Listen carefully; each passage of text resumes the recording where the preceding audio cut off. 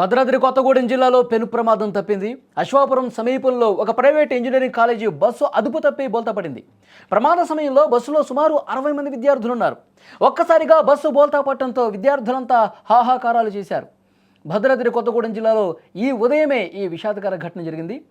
మొండికుంట వద్ద KLR engineering కళాశాలకు చెందిన బస్సు మణుగూరు నుంచి పాల్వంచ వైపు విద్యార్థులతో వెళ్తుండగా ఈ ప్రమాదం జరిగింది. స్క్రీన్ మీద మీరు దృశ్యాలు కూడా చూడొచ్చు. ఎదురుగా వస్తున్నటువంటి ఒక వాహనాన్ని తప్పించబోయినటువంటి క్రమంలో డ్రైవర్ నియంత్రణ కోల్పోవడంతో బస్సు అదుపు తప్పి రోడ్డు పక్కన బోల్తా పడింది.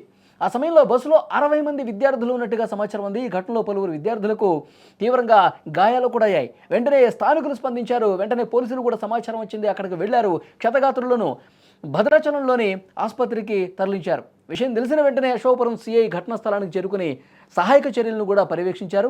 అతి వేగమే ఈ ప్రమాదానికి కారణమా లేక డ్రైవర్ నిర్లక్ష్యం కనిపిస్తుందా, డ్రైవర్ అజాగ్రత్త వహించాడా అన్న కోణంలో కూడా పోలీసులు దర్యాప్తు చేస్తున్నారు. ప్రస్తుతానికి విద్యార్థులు మొత్తం క్షేమంగానే ఉన్నారని, తీవ్రంగా గాయపడ్డ వారికి మెరుగైన చికిత్స అందిస్తున్నామని వైద్యులు చెప్తున్నారు. ప్రమాద దృశ్యాలు మాత్రం భయపెడుతున్నాయి.